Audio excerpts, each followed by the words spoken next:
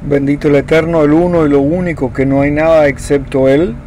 Bendito sea su santo nombre en este hermoso día soleado, despejado, con una claridad excepcional, una temperatura agradable, y aquí rodeado de aves y de otros animalitos en este lago.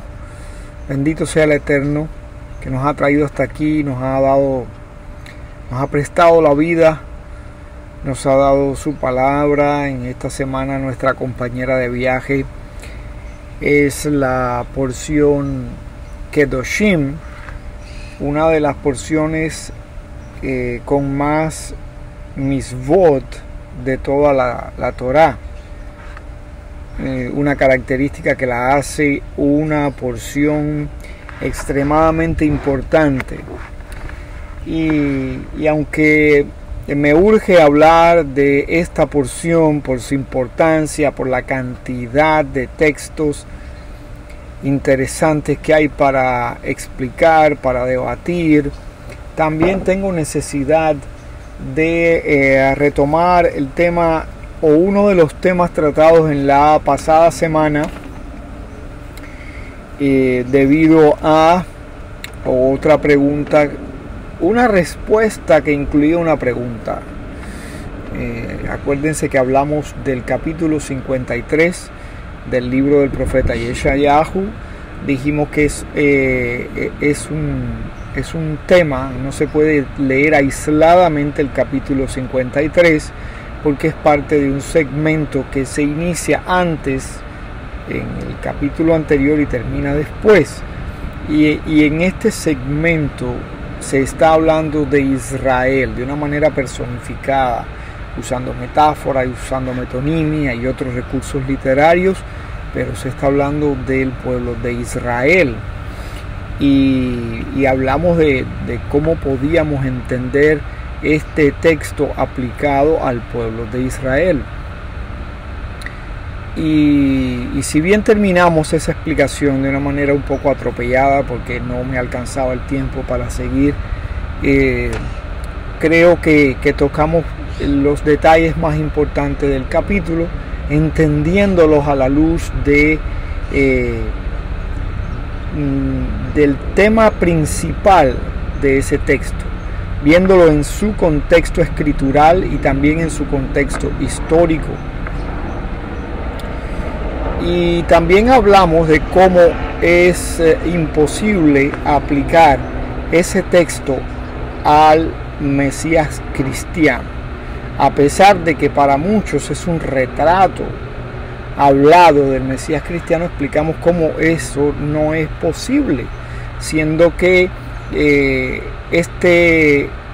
esta persona, de acuerdo a lo que dicen los evangelios, que fueron preservados por los padres de la iglesia, posteriormente por la iglesia universal, después pasaron también a ser literatura inspirada para los protestantes, pero fueron ellos los que decidieron, los padres de la iglesia fueron los que decidieron cuáles de esos evangelios, de las decenas que hay, se quedarían formando parte de esos escritos que sumaron a la Biblia hebrea, que son llamados el Nuevo Testamento. Y a pesar de que no aceptamos esto como escritura, vemos que ni aún así, ni aún tomando en cuenta lo que dicen estos textos, se puede aplicar este capítulo del libro del profeta Isaías al Mesías cristiano, porque en primer lugar sí fue creído y todavía sigue siendo creído por millones de personas. Fue reconocido en su tiempo, fue seguido por multitudes, así que eso no aplica a él. Eso de quién ha creído a nuestro anuncio, sobre quién se ha manifestado el brazo del Eterno. Eso de que no tenía apariencia para ser deseado, no se cumplió en él. Tenía una apariencia atractiva, además, repito, fue seguido por muchos que lo encontraban atractivo por su enseñanza. Tampoco fue encarcelado, si bien es verdad que estuvo detenido algunas horas, pero no fue encarcelado. No sufrió ninguna enfermedad que haya quedado registrada en la escritura. dice que llevó nuestras enfermedades, sufrió nuestros dolores. Podría entenderse de una manera metafórica, es cierto, podría entenderse, pero el pueblo de Israel ha llevado todas esas enfermedades de la humanidad, las ha padecido, ha sido apaleado, aislado, ha sido rechazado, etc. Sí lo ha sufrido abundantemente.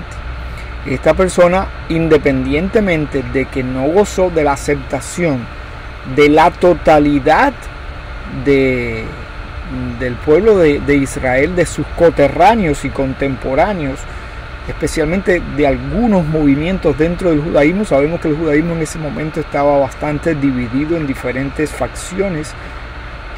Algunos no aceptaron su enseñanza, no totalmente como grupos, pero mayoritariamente algunos grupos no aceptaron su enseñanza, pero fue un hombre cuya enseñanza fue aceptada con, vamos a decir, por un porciento elevado de la población de la tierra de Israel en aquellos tiempos. Por lo tanto, no aplica nada de eso a él. Dijimos que tampoco aplica eso de ser una oveja silente delante de sus trasquiladores, porque aunque es verdad que en algún momento guardó silencio, por lo general habló bastante todo el tiempo, incluso después de su detención habló, hasta en el momento de morir habló. En ese su martirio, vamos a decir, habló, todo el tiempo habló con sus discípulos, incluso con otros dos malhechores que estaban allí junto con él, y finalmente antes de morir pues también tuvo una frase con la que terminó su existencia terrenal.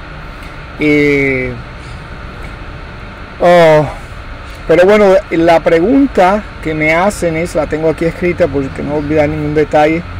Me dicen, porque hacia el final dice que con los ricos fue en su muerte. Con los ricos fue en su muerte.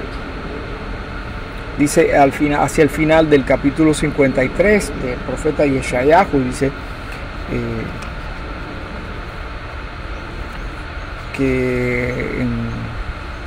a ver si denme un segundo para ubicar mi mente.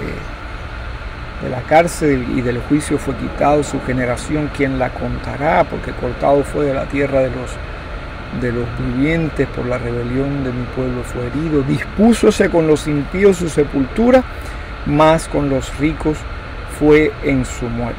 Bueno, eso también supuestamente está retratando al Mesías, de acuerdo al retrato que nos legaron esas escrituras, que para mí son escrituras revisadas, editadas, etcétera, para de alguna manera ajustarla, hacer que encajara en algunos de estos escritos que supuestamente son escritos mesiánicos, aunque dije que sí, que en este caso habían visos mesiánicos en este texto, aunque no es un texto propiamente mesiánico.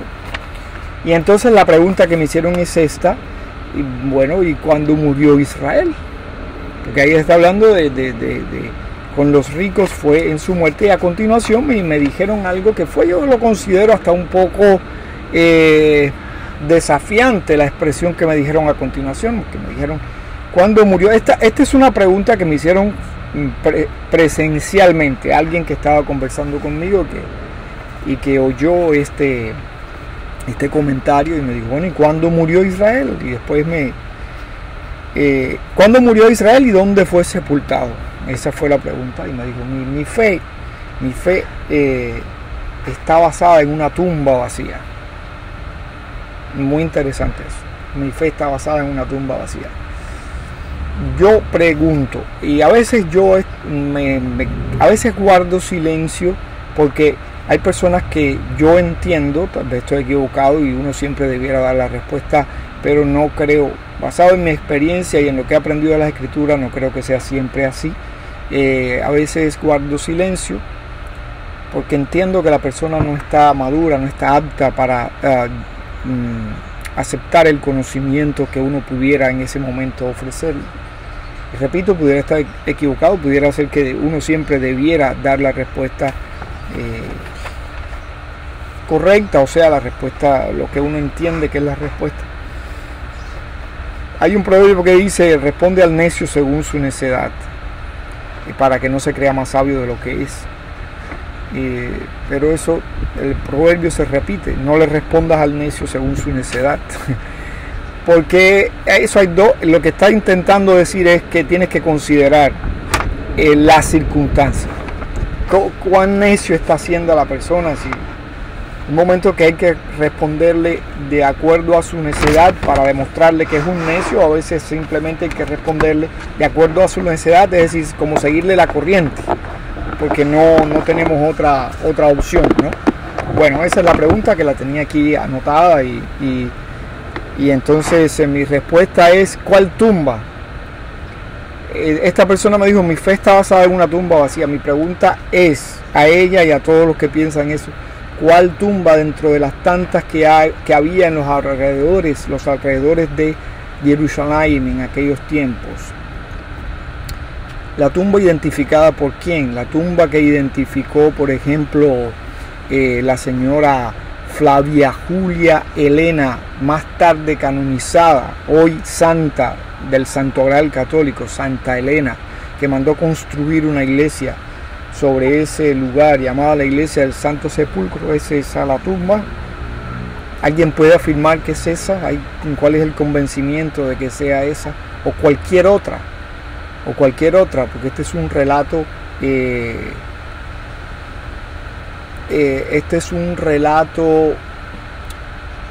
construido a partir de textos que no coinciden en aspectos medulares, que no coinciden sobre la vida de esta persona, y que terminaron siendo aceptados aquellos que les pareció bien a los padres de la iglesia. Entonces yo considero que la fe de esta persona, como la de muchos otros, no está basada en una tumba vacía, sino en una leyenda vacía, en un mito hueco. Es en eso en lo que está basada esa fe, basada en conceptos que decidieron los padres de la iglesia, que incluso definieron la deidad en la que creerían en un concilio presidido por un emperador pagano, cuya madre es la que identificó la supuesta tumba y mandó construir la iglesia encima, basado en los conceptos elaborados por estas personas que provenían del paganismo y que siguieron siendo paganos a pesar de haber aceptado un concepto teológico nacido en Israel, un concepto de la divinidad nacido en Israel, pero totalmente distorsionados en sus mentes paganas. ¿En qué está basada nuestra fe? La fe del pueblo de Israel está basada en una revelación nacional en la montaña de Sinaí, una revelación nacional ante millones de personas, no en un testimonio individual. Es una revelación nacional que se ha mantenido de generación en generación. En eso se basa nuestra fe. No se basa ni en una tumba vacía, ni en una tumba llena, ni en ninguna tumba, porque se basa en la fe en un Dios vivo, un Dios de vida, y en una revelación multitudinaria donde todos pudieron presenciar, pudieron de alguna manera acercarse a la presencia divina. Fue una experiencia que es difícil de explicar, obviamente, pero fue una experiencia real, experiencia con la cual el Eterno se reveló, se manifestó en el lugar donde posteriormente legó la Torá, que la misma escritura dice que no le fue dada a ningún otro pueblo, sino solamente al pueblo de Israel, y que se ha mantenido en este pueblo de generación en generación. Y eso no es solamente un legado místico, no se trata de un legado místico de alguien, es historia viva. No confiamos en ningún legado místico porque eso no es prueba de nada, eso no es prueba de autenticidad, de verdad.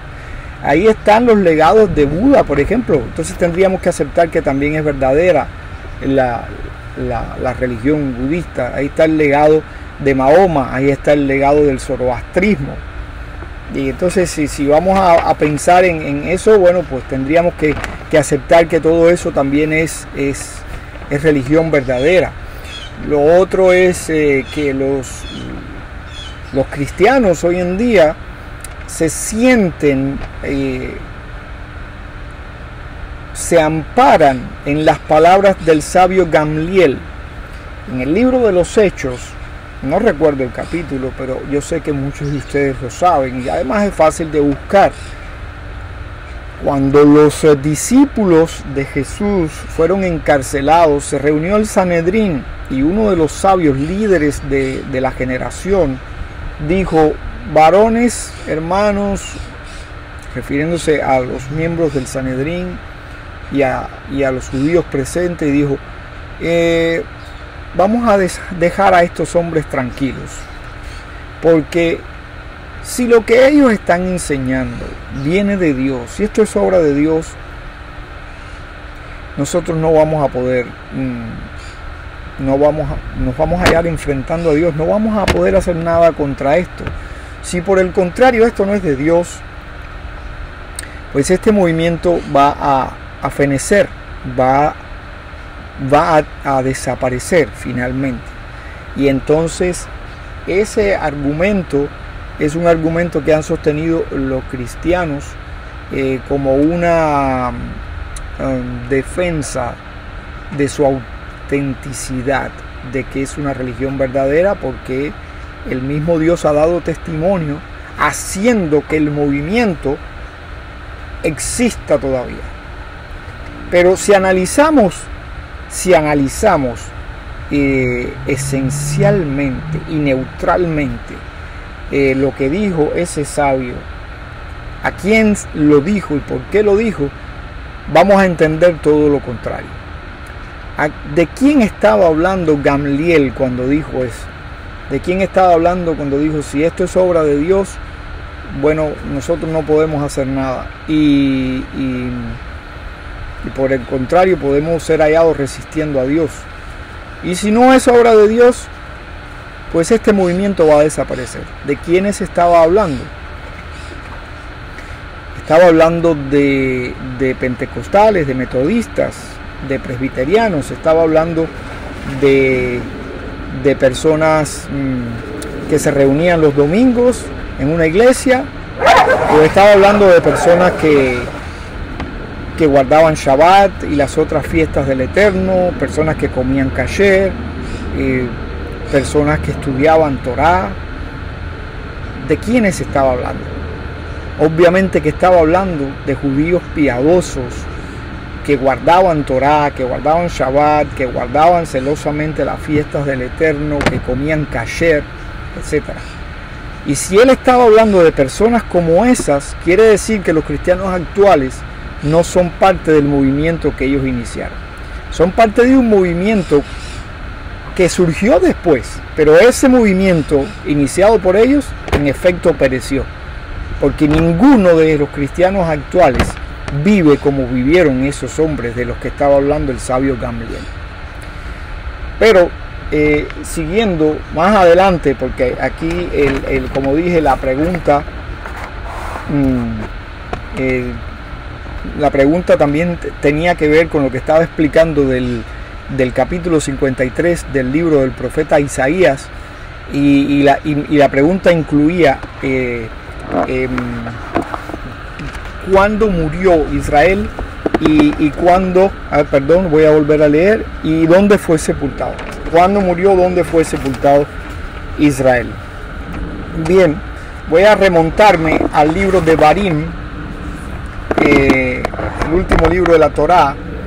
Ese libro prescribe que cuando Israel se asentara en la tierra, cuando fueran a entregar las primicias, la persona que fuera a entregar las primicias se paraba delante del altar junto al Cohen, al sacerdote, ofrecía su primicia y tenía que hacer una declaración que decía: un arameo estuvo a punto de destruir a mi padre. Fíjense qué momento es, en el momento de entregar las primicias, de hacer un reconocimiento de que por la misericordia y la voluntad de Dios el pueblo había llegado a heredar la tierra y estaba viviendo en ella, poseyéndola y recolectando los frutos de la tierra de Israel, tierra que fue prometida a los padres de nuestro pueblo.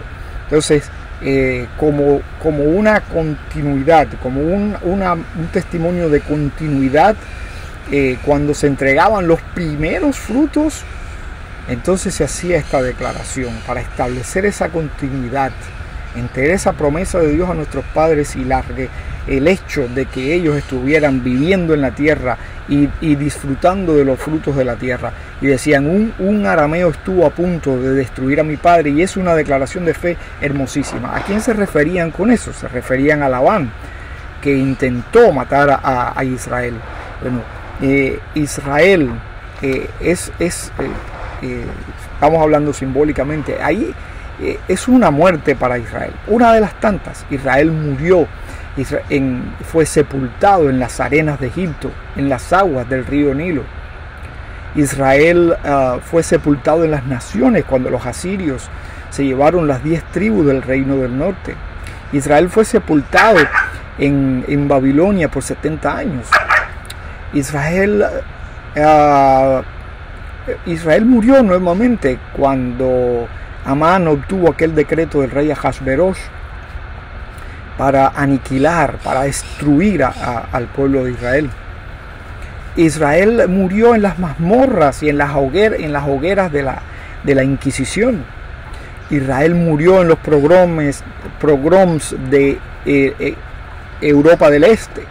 Israel murió en las cámaras de gas de los campos de concentración.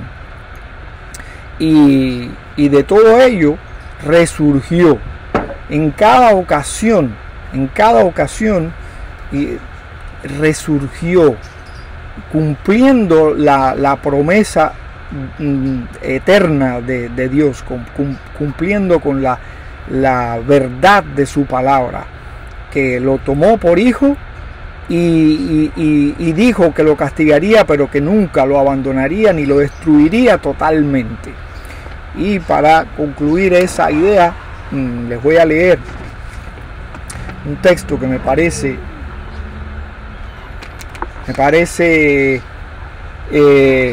la conclusión perfecta para el tema, y lo voy a leer incluso en una traducción cristiana de las escrituras hebreas, porque aún en cualquier idioma que se lea esto es convincente, es claro. Sí, Israel murió en todas esas ocasiones, Israel ha sido sepultado muchas veces, pero una y otra vez ha renacido por la palabra vivificante del uno y del único. Y miren qué palabra esta tan hermosa. Y no es la única que habla de este tema. Lo quiero leer, me voy a permitir leer 14 versículos porque me parecen una escritura muy poderosa. La mano del Señor vino sobre mí y me llevó fuera por el Espíritu del Señor y me puso en medio de un valle que estaba lleno de huesos. Me hizo pasar junto y alrededor de ellos, y aquí que eran muchísimos sobre la superficie del valle, y aquí que estaban muy secos. Entonces me preguntó: oh hijo de hombre, y ni siquiera lo llama, estoy hablando del profeta Yehezquiel, profeta Ezequiel, capítulo 37, los primeros 14 versículos del capítulo. Pero aquí no lo llama ni siquiera Ezequiel, lo llama hijo de hombre. Como resumiendo en esta persona al hombre, a la humanidad, le pregunta, una pregunta que va dirigida a la esencia humana: ¿vivirán estos huesos? Que va dirigida al mayor de los temores del hombre: ¿vivirán estos huesos? Y respondí: oh Señor Dios, tú lo sabes. Entonces me dijo: profetiza a estos huesos y dile: huesos secos, oigan la palabra del Señor. Así ha dicho el Señor Dios a estos huesos. He aquí yo hago entrar espíritu en ustedes y vivirán. Pondré tendones sobre ustedes, haré subir carne sobre ustedes, los cubriré de piel y pondré espíritu en ustedes y vivirán, y sabrán que yo soy el Señor. Profeticé pues como se me ordenó, y mientras yo profetizaba hubo un ruido, y aquí un temblor, y los huesos se juntaron, cada hueso con su hueso. Miré, y aquí que subían sobre ellos tendones y carne, y la piel se extendió encima de ellos, pero no había espíritu en ellos. Entonces me dijo: profetiza al espíritu, profetiza, oh hijo de hombre, y di al espíritu que así ha dicho el Señor Dios. Oh espíritu, ven desde los cuatro vientos y sopla sobre estos muertos para que vivan. Profeticé como me había mandado, y el espíritu entró en ellos y cobraron vida. Y se pusieron de pie, un ejército grande en extremo. Luego me dijo: oh hijo de hombre, presten atención a estas palabras. Estos huesos son toda la casa de Israel. He aquí que ellos dicen: nuestros huesos se han secado, se ha perdido nuestra esperanza, somos del todo destruidos. Por tanto, profetiza y diles que así ha dicho el Señor Dios. He aquí, oh pueblo mío, yo abriré sus sepulcros, los haré subir de sus sepulcros y los traeré a la tierra de Israel. Y sabrán que yo soy el Señor cuando yo abra sus sepulcros y los haga subir de sus sepulcros.